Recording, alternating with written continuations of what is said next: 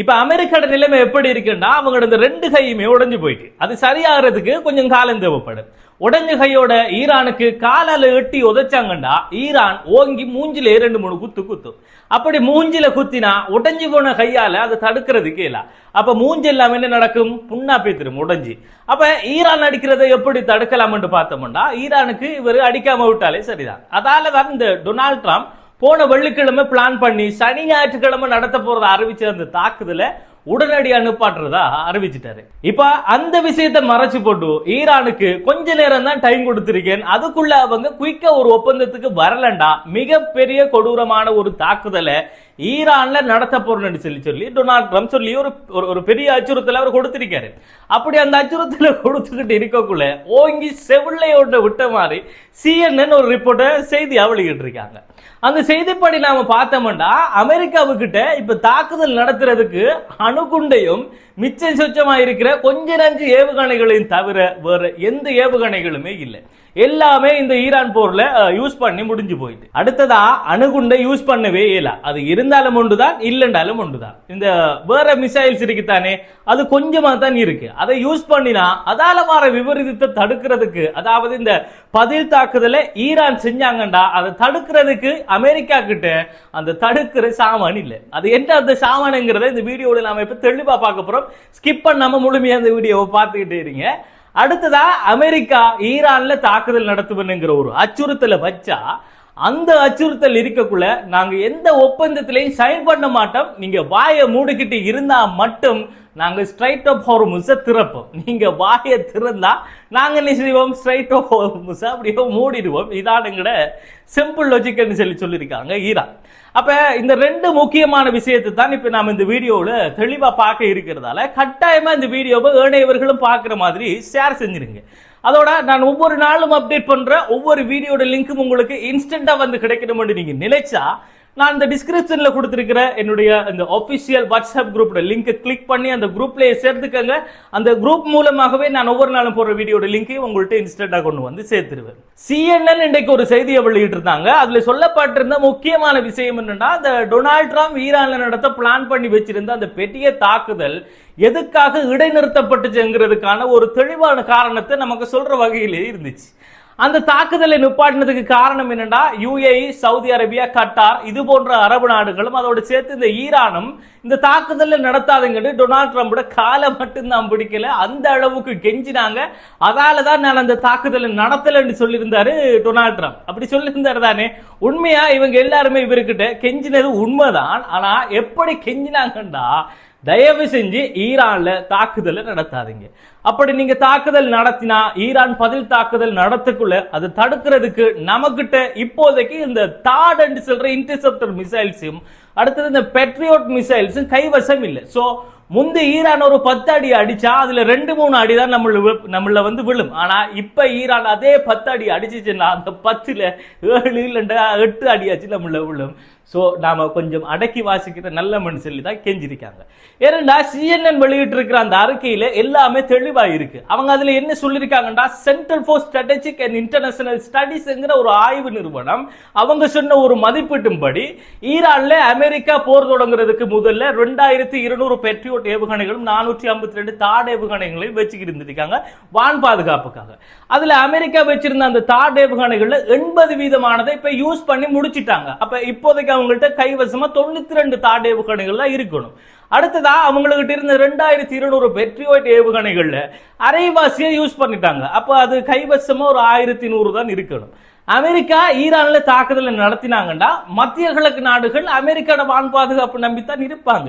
அமெரிக்காவோட வான் பாதுகாப்பு நிலைமை இப்படி இருந்தா அவங்க எல்லாரோட நிலைமையும் கொஞ்சம் கவலைக்கிடந்தான். வான் பாதுகாப்போட நிலைமை தான் இப்படி இருக்குன்னு சொல்லி நாம பார்த்தோம்னா, அமெரிக்கா வந்துகிட்டு இந்த லாங் ரேஞ்சுக்கு தாக்குதல் நடத்துறதுக்கு பயன்படுத்தின இந்த ATACMS ஏவுகணைகளும் அடுத்ததான் இந்த பிரெசிஷன் ஸ்ட்ரைக் மிசைல்ஸ்ங்கிற ஏவுகணைகளும் முழுமையா முடிஞ்சிட்டு தான் இந்த CNN ரிப்போர்ட் சொல்லுது. அதுக்கு அடுத்துதான் இந்த டொமாஹாக்ங்கிற ஏவுகணைகள்ல அரைவாசி முடிஞ்சிட்டு தான். இந்த டொமாஹாக்ங்கிற ஏவுகணைகள் தான் இந்த மினாப்ல இருந்த பிரைமரி ஸ்கூல்ல நடத்தின தாக்குதலுக்கு அமெரிக்காவால யூஸ் பண்ணப்பட்ட ஒரு ஏவுகணை. அமெரிக்காங்கிறது ஒரு வல்லரசு நாடு. இந்த ஏவுகணைகளை எல்லாமே முடிஞ்சிச்சுன்னா அவங்க திரும்ப அதை உருவாக்குவாங்கன்னு சொன்னா அதுக்கும் பதில் இருக்கு. அதுக்கு என்ன பதில்ண்டா, இந்த திரும்ப உருவாக்குறதுக்கு அமெரிக்காவுக்கு தேவைப்படுற அந்த காலம் தான் அதுக்கான பதில். சாதாரணமா ஒரு கணக்கை பார்த்தோம்னா ஒரு மாசத்துல அமெரிக்காவில் 15 டொமாஹாக் ஏவுகணைகளையும் 20 பெட்ரியோட் ஏவுகணைகளும் தான் அவங்களால உருவாக்கியாலும் அவ்வளவுதான் அவங்ககிட்ட இருக்கிற அந்த உற்பத்தி திறன். அப்ப இவங்க யூஸ் பண்ணின இந்த மிசைல்ஸ் எல்லாத்தையுமே திரும்ப பழைய தொகைக்கு கொண்டு வரண்டா எத்தனை வருஷம் தேவைப்படுங்கிறத சின்ன கணக்கு கொண்டு போட்டு பாருங்க. இதுல இன்னும் ஒரு முக்கியமான விஷயம் என்னன்னா, இந்த பிரிசிஷன் ஸ்ட்ரைக் மிசைல்ஸையும் அடுத்ததா இந்த joint air to surface stand ஆஃப்ங்கிற அந்த மிசைல்ஸையும், இந்த மிசைல் வந்து லாங் ரேஞ்சுக்கு யூஸ் பண்றது, அப்படி இருக்கிற அந்த மிசைலையும் போல இருக்கிற ஒரு சில ஏவுகணைகள்ல கையிருப்ப திரும்பியும் பழைய நிலைக்கு கொண்டு வரனா 2027 இருந்து நடுப்பகுதி இல்லைன்னா 2027 கடைசி பகுதி வரைக்கும் போகும் சொல்லி அவங்களோட அந்த ரிசர்ச் சொல்லுது. ஈரானோட அமெரிக்கா போர் நடத்தினதாலேயே அமெரிக்காவுக்கு இந்த அளவுக்கு ஆயுத பற்றாக்குறை வந்திருக்குங்கிறது நாம CNN சொன்ன இந்த செய்தி அடிப்படையில் ஒரு முடிவுக்கு வந்தா எனக்கு ஒரு சின்ன சந்தேகம் வருது. ஃபியூச்சர்ல அமெரிக்கா ஈரானை விட கூடையா ராணுவ பலம் வச்சிருக்கிற நாடுகளான இந்த சீனா, ரஷ்யா, தலைவன் வடகொரியா போன்ற நாடுகளோட சண்டை பிடிக்கிற நிலைமை அமெரிக்காவுக்கு வந்தா அமெரிக்காவோட நிலைமை என்ன ஆகும்ங்கிறது தான் இந்தியுடைய அந்த சந்தேகம். அதுக்காக ஈரானும் பலம் உறைஞ்ச நாடுல அமெரிக்கா 47 வருஷமா ஈரானுக்கு கொடுத்த பொருளாதார தடையையும் தாண்டி அமெரிக்காவுக்கே ஒரு டஃப் கொடுக்கிற அளவுக்கு அவங்களோட ராணுவ கட்டமைப்பை உருவாக்கி வச்சிருக்காங்கன்னா அதை நம்ம வர்ணிக்கிறதுக்கு நம்ம கிட்ட வார்த்தையே இல்லைங்கிறது தான் அதுக்கான உண்மை. இவ்வளவு பிரச்சனையும் வச்சுக்கிட்டு தான் அவசரமா ஒரு ஒப்பந்தத்துக்கு வரலண்டா மிக கொடூரமான ஒரு தாக்குதலை நான் ஈரான்ல நடத்துவேன் ஒரு அச்சுறுத்தலை கொடுத்துக்கிட்டு இருக்காரு நம்மோட டொனால்ட் ட்ரம்ப்.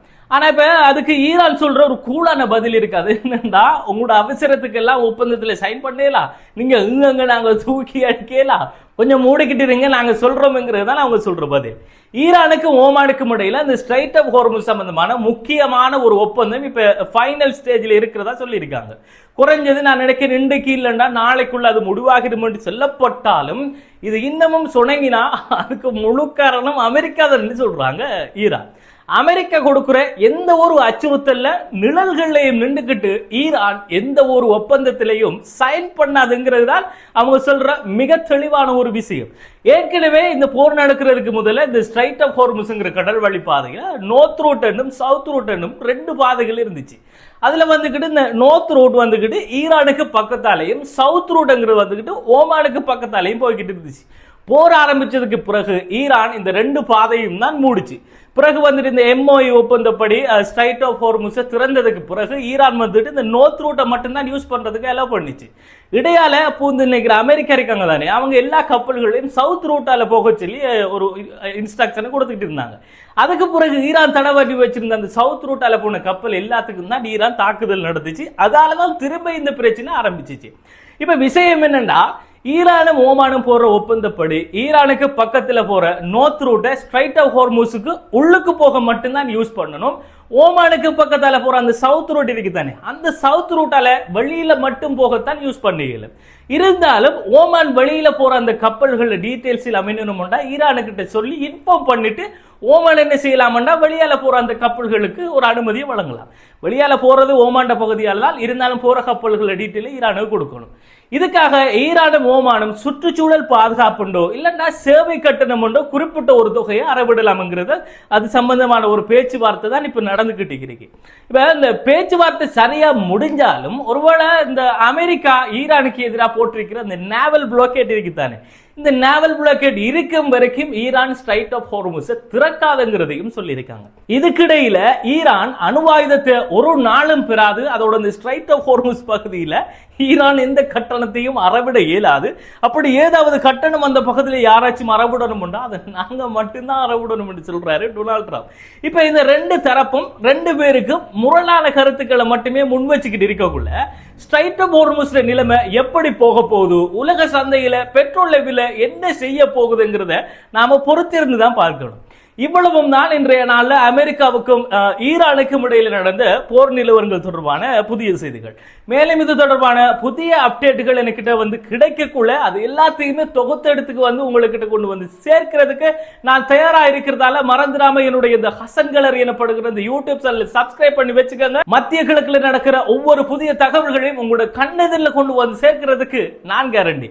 அதோட இந்த வீடியோ உங்களுக்கு பிடிச்சிருந்தா இதை லைக் பண்ணிட்டு ஏழைவர்களும் பார்க்கிற மாதிரி இந்த வீடியோவை கட்டாயம் கட்டாயமா ஷேர் பண்ணிடுங்க.